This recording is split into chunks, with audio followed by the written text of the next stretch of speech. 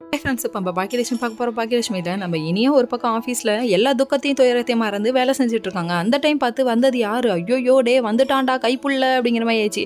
யாராடா சொல்கிறேன்னு பார்க்குறீங்களா? நிதிஷ் ஒரு பக்கம் வந்துட்டு என் பொண்டாட்டி டே இன்னைக்கு தான் தெரியுதா பொண்டாட்டின்னு இவ்வளோ நாள் சொல்லிட்டு இருந்தா, இப்போ பொண்டாட்டிங்கிறடா ரொம்ப தப்பு பண்ணுறாடா அப்படிங்கிற மாதிரி.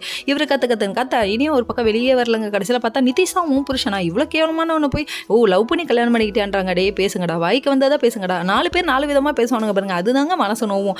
என்ன பண்ணாலும் நீங்கள் நான் பேசுறதை கண்டுக்க மாட்டேன்னு சொல்லிட்டு வீட்டில் ஒரு பக்கம் வந்துட்டாங்க. வீட்டில் நடந்த உண்மை எதையுமே சொல்லாமல் இருக்காங்க.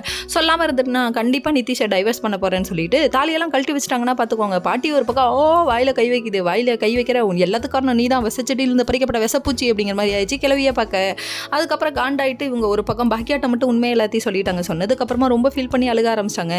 எல்லாரும் சேர்ந்துக்கிட்டு நிதிஷ் ஏதாவது பண்ணி ஆகணும்னு சொல்லிட்டு முடிவு பண்ணுறாங்க. என்ன பண்ணுறது, ஆத்திரம் கண்ணை மறைக்குதுப்பா, கோவம் இப்படி தானே இருக்கும் அப்படிங்கிற மாதிரி ஆயிடுச்சு.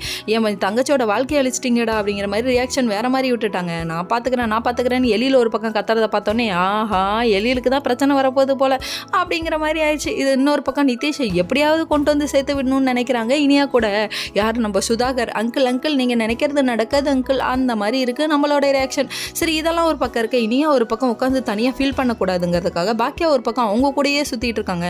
திடீர்னு பாட்டி மறுபடியும் 2வது கல்யாணத்தை பற்றி பேசுது. கிளவி இப்போ தானே இன்னும் டைவர்ஸ் கூட ஆகலை, அதுக்குள்ளே 2வது கல்யாணத்துக்கு மாப்பிள்ளை தேடுறியா? கிளவி காலமான காலத்தை நீ கடைசி வரைக்கும் கல்யாணமே பண்ணிட்டு இருக்கணும் போல இருக்கு.